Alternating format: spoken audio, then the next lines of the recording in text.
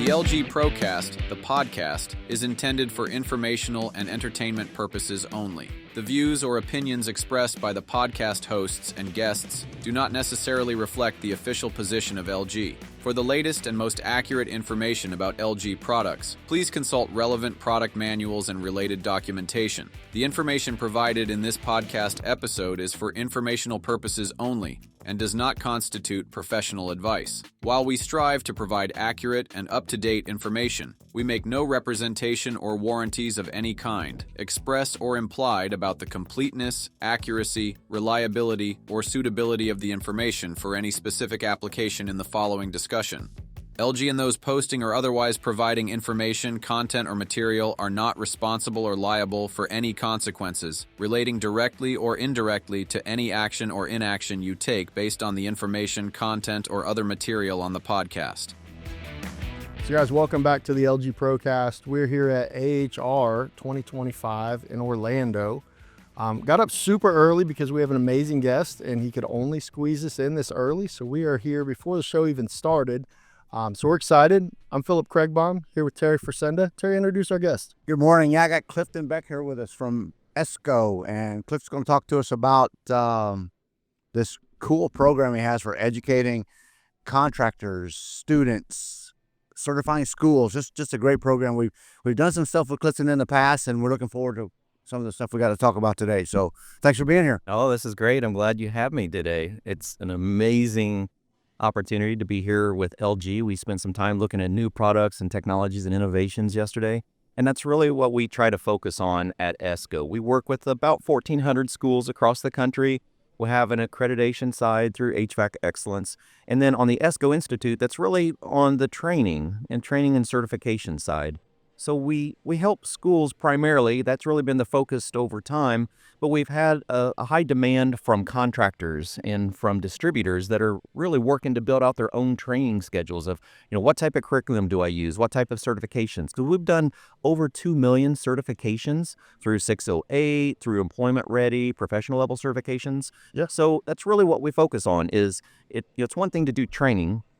It's the other thing to validate. What did I retain from that training? And so that's really where we spend most of our time, is understanding what's happening in the industry. So that's why we work with our manufacturers to see what's changing. We always like to say that you go to HR to see what is new for the year, and then we try to help you understand how to work on that. Because if you think about most educators like myself, once we leave the field, we may know everything that we worked on extremely well, but then the next year something new comes out. And how do you keep up with those changes as an instructor, even as contractors? We have contractors coming to us now because we're going through technological changes with all of these cold climate heat pumps and really good inverter technology, but we also have refrigerant transitions as well. Indeed. And so we have contractors going, okay, so what do I need to know about this? And where do I get the information? And so that's really what we do, is we try to, we always kind of feel like we're the dating service in our industry, right? So we do our own training and certifications, but when someone comes to us and says, okay, I've got a school and I have new LG inverter products and I want to get better at working on them and I need to have some certifications at the end of it, what do? I go, well, let's make sure that we get you connected with the right technical training side, because maybe that school had only worked with the sales side of LG. And so maybe they ended up with equipment and now they need, as a technician, to know how to understand it like you and I do, right? It's a very different perspective from the sales side of equipment to the technical side. And so for educators, they have to be technical on the equipment. You have to know it to be able to teach it. And so by connecting everyone together, we make sure that those programs, whether it's at a school or at a distributor or at a contractor, they have all the tools necessary to be successful so that they can have the equipment in the classroom, they can have the right curriculum to teach about that equipment, they can have certifications to validate that those students retain that knowledge, and then they also end up with professional level certifications. And so that's really what we do. I was fortunate enough to be introduced to ESCO back in 2019 as a young educator. Many of us, we walk into the classroom and it's like, okay, here's your keys and make sure everyone learns and see you at the Christmas party. And unfortunately, that's what happens a lot in a school. Yeah. And so learning the tools that we need when you make the transition from the field into the classroom is kind of a challenge. I love tools, just like you all love tools, right? I've got A truck full of them. A couple of them probably still. Yeah. So when we go into the classroom, we actually trade our tools. We still have all of our hand tools, the technologies that we know, but what about the tools of teaching? Like, how do you deal with multi-generational education? How do you deal with disruptive students in the classroom?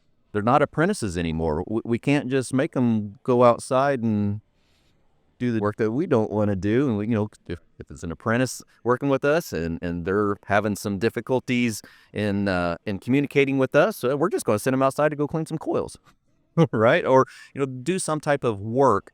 But in the classroom, it's very different.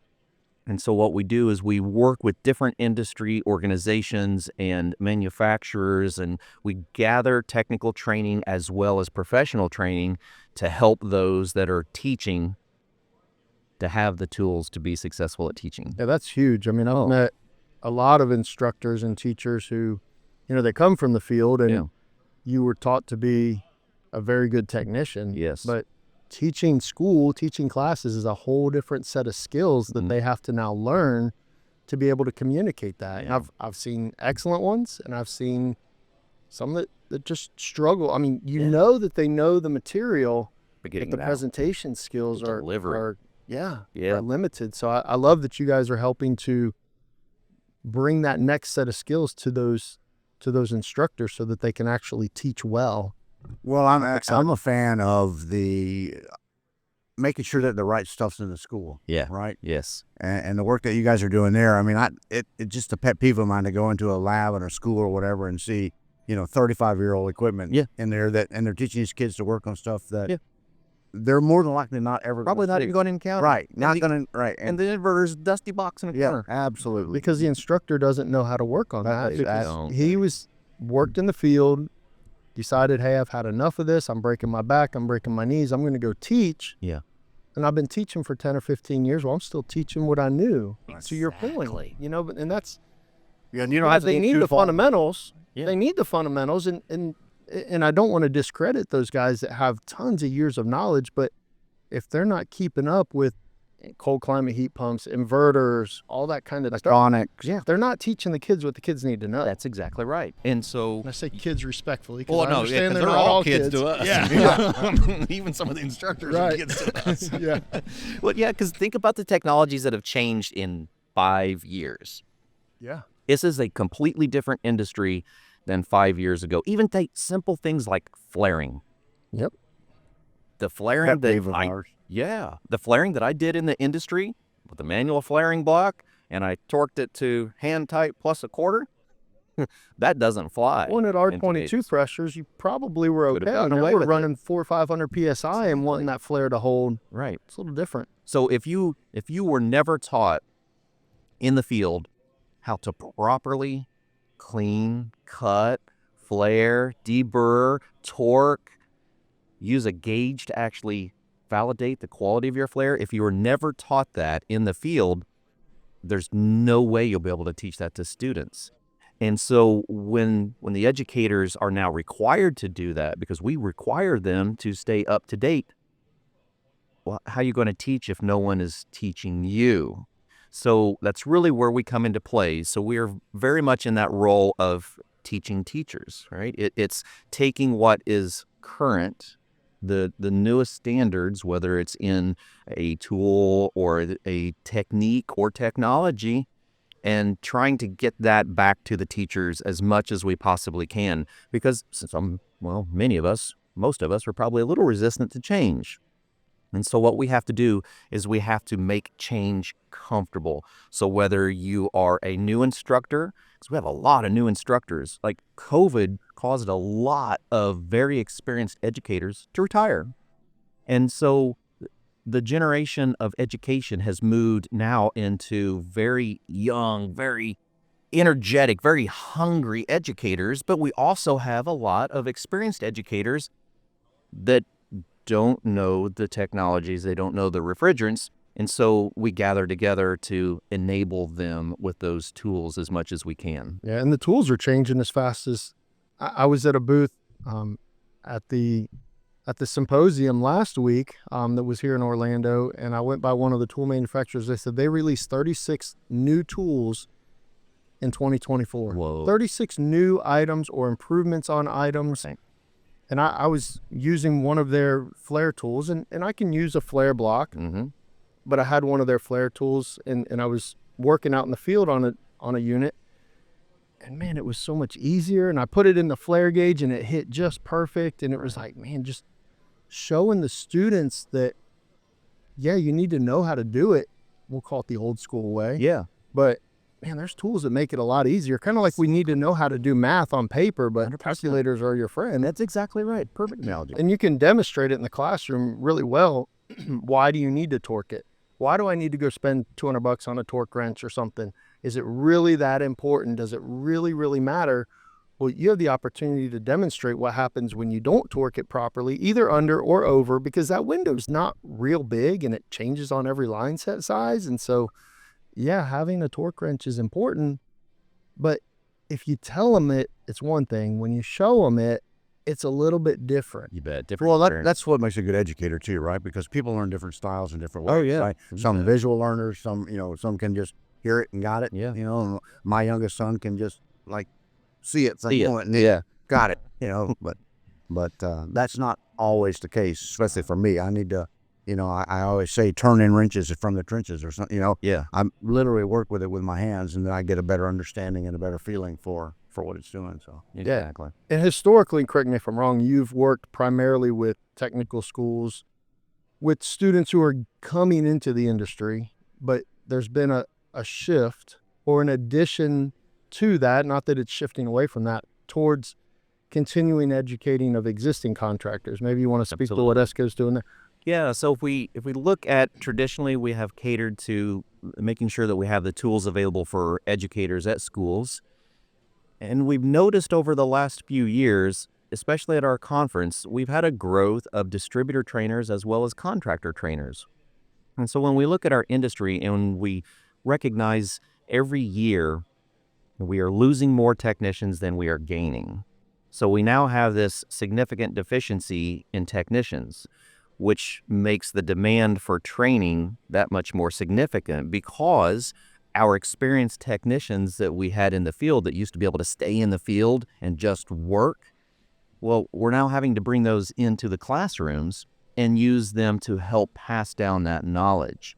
And so the demand for education has grown so significantly in the last 3 to 5 years that we now have distributors having their own technical training programs and contractors with their own technical training programs that we never really talked about 10 years ago. Very rarely did you see a contractor with a training program 10 years ago. Very few distributors unless they were supported by a manufacturer. And so that independent development of technical training that is specific to the equipment, say I'm a distributor and maybe I don't need to cover the fundamentals. Hopefully those are being covered by the school. They're understanding how the products work, but now I want to make sure that they're getting installed properly by my contractors. So I'm going to do a technical training program that focuses on the technology, the actual equipment that the manufacturer is providing us. And then the contractor is the same way. They may now look at it even in a more narrow area going, okay, I need to do training on my product line and this specific product. So we start funneling education down. We start in the schools where we have a broad understanding of the equipment, into the distributors where we start focusing more on brands, and then down into the contractor where now we're focusing on products. And so that training has very much developed. And along the way, a lot of those programs go, by the way, I think I'd like to make sure that we're doing 608 training in-house as well. Are there resources for that? And as an instructor, is there test? How does that work? A2L refrigerants. We have an entire industry that needs to be trained and certified on new generation refrigerants. Yeah. There's not enough educational facilities in this country to manage 10% of that. Yeah, but those products are coming hot and fast. Sorry. I just left a distributor said they got 2 to 3 months left of R410A equipment, and they're done. They will have Some own manufacturers been warranty. selling it since like August, September. Exactly. You know? So we look at an industry that is going through a lot of transitions that needs education exponentially. And as technical trainers, I mean, we're just bombarded with training. And so as an industry, I think we're all responsible to make training accessible and to help every technician that understands physical tools to give them new tools, that tool of education. And that's been the growth that we have seen very significantly the last 2 to 3 years. Yeah, and the changes are much more rapid than they used to be. I mean, how many changes did we see from, say, 1965 to 1995 versus 95 to 2025, same time period? I can tell you, folks. I remember going to manufacturers' facilities to review or preview the upcoming year's equipment, and the biggest change was we changed the color from green to brown, or the level. They moved the label, or we changed it from this size rectangle to this size rectangle. Right. So, but yeah, you're right. And that's a point, though. To bring up in the podcast here, that's a point that's what happened to U.S. heating and air conditioning, which allowed better technology to emerge. Yeah. Right. And that better technology emerged at here. You're looking at it, cold climate heat pumps that can provide heating at negative 31 degrees Fahrenheit. Insane. Right. But that's given an opportunity for you as an educator and your company as educators, right? Because, like you said, that stuff's here. We've got to help people understand how to use it, how to apply it, how to service it, right? And I don't think you guys deal with, but even how to sell it. In that, we've got requests for that, and we're like, okay, so we got to go grab some more people from the industry, because that's not our realm. Right. Yeah. Right. So maybe speak to this. If young person wanting to enter into the trades, how can ESCO help them? Can you guide them to schools? What resource do you have to somebody who's not even started into a training program yet? We generally encourage them to just explore what our industry is. We have a variety of resources on our site, escogroup.org, and it's like a beginning path. So you can explore different aspects of our industry. There's a lot of free content that you can just look at to even start getting involved. But we also have links to many organizations, a lot of industry partners that provide free training. And we also have links to organizations that are starting to work with younger crowds as well. We even have one of our technical trainers that is very active in the industry that they do a program called From Tutus to Tool Belts, where they take grade school girls and put tools in their hands to introduce them to the industry. I think I've seen some little articles or something on that. Yes, we'll share posts and we'll share articles and try to encourage people to just see the industry from a different perspective. And then we always make sure that we direct those to our podcasts, like the LG Pro podcast. You're in between jobs, whatever kind of job you have. You're going to be driving. You're going to have spare time. You're going to be in the evening, listen to podcast. Why not hop on one and learn about things that you didn't know before? I mean, you guys do such great content. Yeah. Someone hops on the podcast, they're going to go, I had no idea. Even technicians that are already in the field that have not been introduced to this technology, they're going to hop on your podcast and go, I'm behind times. I need some assistance. And I'd like to think that we have a great podcast and the guys learn from it, but the amount of free resources. No, it's imaginable. If you want to know about something, there's so much out there just that's free. I mean, guys, you got to want to learn. You got to want to stay up, or you're going to get left behind. And, hopefully our podcast is a piece of that, but ESCO is a big piece of that, and your trainers and where are we headed in a couple of weeks? We'll be over to the conference we're talking about. So the National HVACR Education Conference in March. Every year in Vegas, we gather about that same time, and we bring our manufacturer technical trainers. We bring in our associations within the industry that do training, and we encourage a variety of training. So it's really focused on all those different tools that we were talking about. Like, how do you communicate? We'll have communication courses. We actually have a distributor technical trainer that specializes in team building and communication within a team that's going to be doing classes this year. And so it's not just the technology that we're providing as tools. It's all those communication skills. How do you do an assessment for your class and grade test? We didn't learn any of that in the field. That's almost like taboo to sit down and not work with our hands. So all of these tools that we have to gather when we become educators, it's daunting. And so that's what we do. We grab the best of different aspects of education. We bring them together, and then we say, what are you? We'll have training tracks this year. If you are an instructor, every class, we'll have about 100 classes over that it's about a 3.5-day show, but about 3 days of class time and around 100 classes. And if you're an educator, in every one of those time slots, you're going to have classes very specific to teaching. If you are a building professional, so if you're in property maintenance, which we've had a significant increase in as well, you're actually going to have training tracks very specific to what you need to learn. If you're a contractor and distributor, you're going to have training tracks that are more specific to you. And so that's new for us.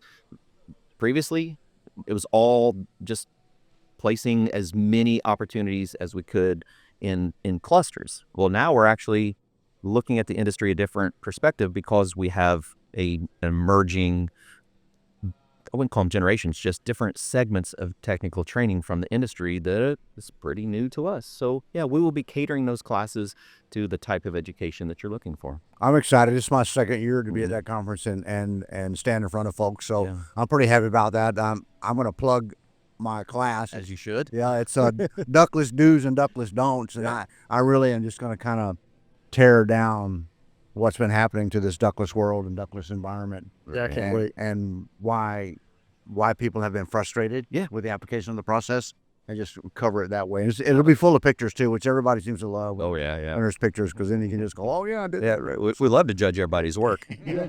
You know, we have a lot of contractors who listen to this show and watch this show, and one thing that has really become obvious to me over the last few years is that contractors need to really consider themselves as a teacher. And if they want to grow their business, if you don't want to be a two-man truck for the rest of your career, if you want to actually grow your business, you have to train in-house. You have to be willing to take on apprentices, either fresh out of school, or some contractors can train them from the ground up. You know, I was always told you hire for attitude and aptitude. I don't care what your skills are, but if you're willing to learn and capable of learning, I'll teach you how to do the trade. But you have resources for those contractors, so they don't just have to figure it out.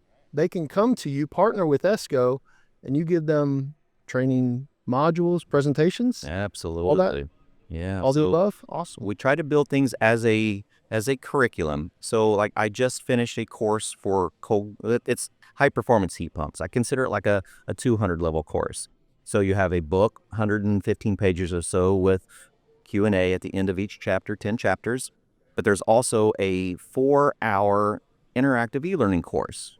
Very interactive. It's got knowledge checks along the way. You've got a variety of things that you have to complete. It's all timed. You cannot get through it in less than the minimum amount of time. We've also got a 264 slide presentation for the instructor with instructor notes for every one of those. So depending on how you want to deliver it, you can deliver it as homework. You can deliver it as in class. You can deliver it as reading assignments. We try to make sure that whenever we do a curriculum, it can be delivered in a variety of ways. Just like you mentioned earlier, the delivery is the important part. The knowledge is probably there for the trainer. It's the delivery. And sometimes it's like, how does the student want to receive the information? Do they like to read? Do they like to listen? Do they like to be on the computer? Do they like to be in the class hands-on? And so trying to make sure that your delivery has options is really what we try to do. So each one of the curriculum will have, you'll have at least a instructor, a book, and an e-learning course, and then the assessments that goes along, so that it's just a package.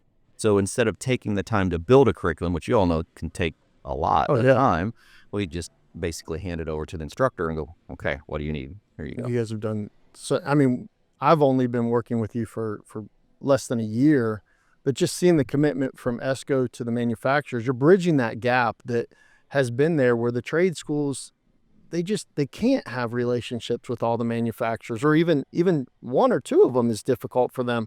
And there's so many trade schools, but you guys have done a wonderful job of creating the relationships with the manufacturers and then being a resource for the trade schools, for the contractors who want to continue their training and bringing that information to them. I mean, all the manufacturers have great training. We have wonderful training academies, but that's not We enough. can't reach everyone. Yeah, Exactly. it's not enough. No. So I love what you guys are doing. 1,400 schools. Yeah. Wow. Yeah, so our database is about 1,400 schools of instructors, and then we have the accreditation side as well. So we have instructors that come to us sometimes just for assessments. sometimes just for curriculum, sometimes just to be connected to the right places in the industry. So I really appreciate that. Really is our passion, is just trying to do the right thing, to be genuine about what we do, and to help provide education to anyone that needs it. Well, every opportunity, and Philip's been with me for a while now, every opportunity that I get to stand in front of someone and just speak to them, I talk about the importance of trade and the importance of quality, and it built this country. It did. There's no secret, right? So bringing that pride and being a tradesperson back into Mainfold America, I think is an important message. And sure is. I was tickled when you used the tutu, the tools. Is that what you called it? Because I'm thinking, I remember shop class back in the 70s. Right? And where did shop class go? But are we reaching those high school students? Yeah. Are we getting to them and giving them an opportunity, because they're wandering around, what am I going to do? What am I going to do? So that's exciting stuff when you're reaching out to school-age children. Yeah, I mean, the quality is one thing I love about social media. I love it in all these air conditioning groups is guys will post pictures of their install and go, hey, tell me what I can do better. Tell me what I love seeing those posted. Plenty of comments. And some guys are brutal with their comments, but a lot of them are truly, hey, you could have run your drain this way. You could have changed this. You could have bent your line set here and made it, even if it doesn't even change the fundamentals of how it operates. Changes the appearance. It changes the appearance. And what that does is it changes your professionalism. And, I say it in a lot of my classes. I'll give pictures of really good looking installs and really poor looking installs. And I go, yeah, which one can I charge more for? Which one can I actually feed my family? I can't charge what I really should be charging if this is what my install is going to look like. I need to make it look like this. I'm happy to put my company sticker on that unit. I'm not putting any name on that one, but I'm proud of this. So I want guys to, and Terry's been preaching it for years, that they need to be proud of their work. It needs to look good. Does having a straight line set and bent nicely in a good looking drain matter? No, it doesn't change the functionality necessarily, but it absolutely changes the professionalism and the mindset of the installer. That's right. Yeah. I agree. Absolutely. You'd even mentioned one of the aspects that we sometimes forget to even talk about is the high school programs. So we actually have high schools that have been coming to us in the last few years doing educational programs, looking for content and curriculum. And so we have a variety. In my own area, I actually have 3 high school programs that they work with their local contractors and their local distributors to help build that brand awareness. So when they come out of high school, you actually have positions waiting for them and contractors looking for them. There's not an HVAC contractor in the United States of America that doesn't need help in the summer. I agree. Right? Yeah. And if you can get these kids out of high school to come into work, Oh, yeah. right? That's got to be a win. I think we're starting to see a shift. I mean, we had shop class back in the day, and then it was every kid needs to go to college. Every kid needs to go to college, and the trades were kind of looked as a second level choice, and it hurt our trades badly, and it hurt our country. And I think there's a shift coming back, and I love to see the high schools are partnering with you guys, and I've heard of high schools doing other things where they'll do nursing or they'll do other different things that aren't necessarily direct through college. So I love to hear that in a way they're starting to bring shop class back. There is. So that's great. Here's an interesting transition that has happened. We have partnerships with a variety of different industry organizations, and we have classes that can be transferred through different memberships. So you could actually go to a high school program, pass HVAC excellence, employment ready certifications, like in high school, or heat exams. As you're going to high school, like one of my local high school programs, you actually use your credits in high school, your junior and senior year, that are now transferable over to an HVAC excellence accredited college. So you can take high school HVAC classes and certifications that are transferred to your local community college. And that local community college, that HVAC Excellence Accredited College, actually now has a relationship with your local UA. You could come out of college and transfer your college HVAC into your union apprenticeship.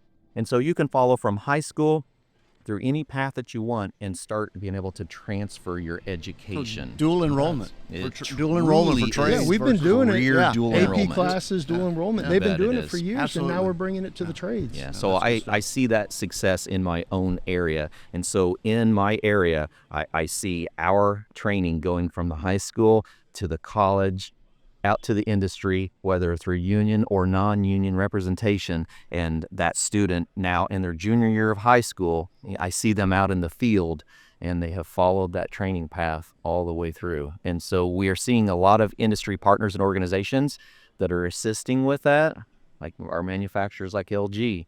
And so the more we continue to grow as a community and bring that trades and the awareness of what trades are, it really is going to encourage education and growth of our industry. Now I see how we're going to build this path for supporting this technology.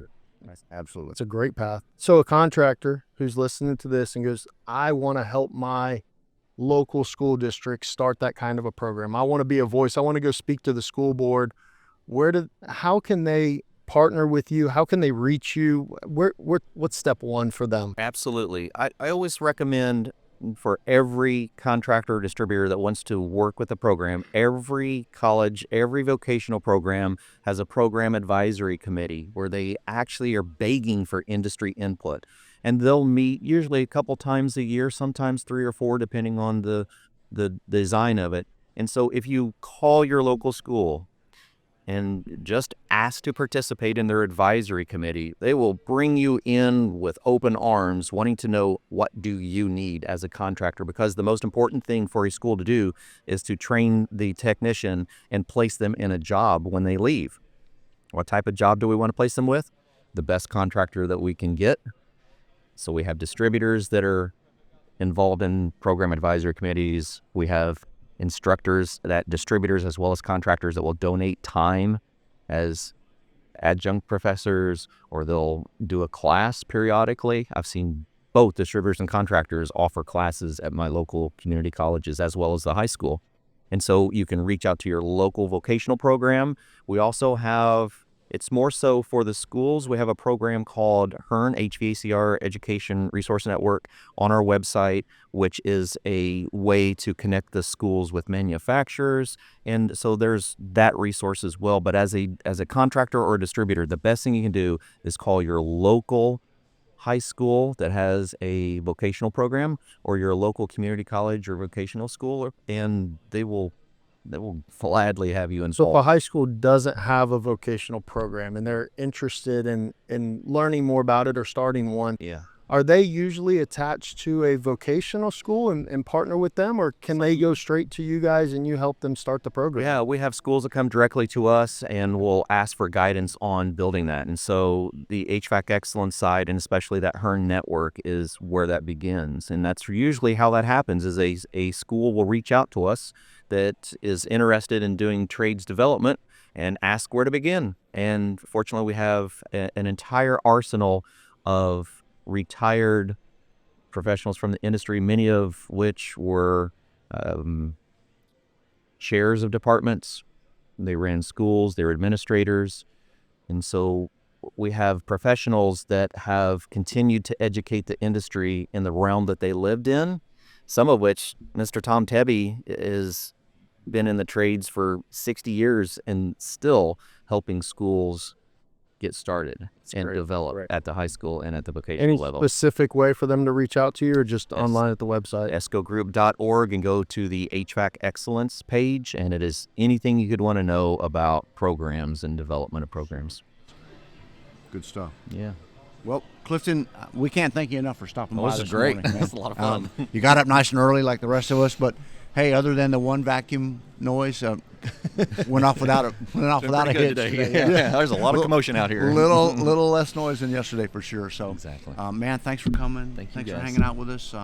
See Yeah. you next month in Vegas. Oh boy, we're gonna have so much fun. Yeah, I don't know when this will air, but if we air before the conference and you guys have a chance to get out there, make sure that you go or look at it, or look at 2026. It's not too early to start planning. We've already True. scheduled 3 years out, so Yeah. we stick to it.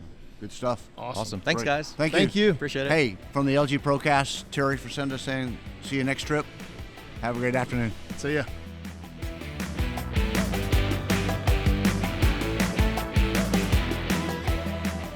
This episode of the LG Pro Podcast was recorded in February 2025 by LG Electronics USA Inc., LG, in front of a live audience and features a discussion between LG hosts Terry Frisenda and Phillip Craigbaum and guest Clifton Beck, Director of Digital Media, with ESCO Institute about ESCO's accreditation, certification, and training programs. ESCO Institute provides training and certification programs to heating, ventilation, air conditioning, and refrigeration HVACR professionals and educators. LG is not affiliated with ESCO and does not endorse their products or services. LG disclaims all liability and is not responsible for any damages or issues arising from the use of ESCO's products or services. Links mentioned in the podcast, ESCO's website, www.escogroup.org,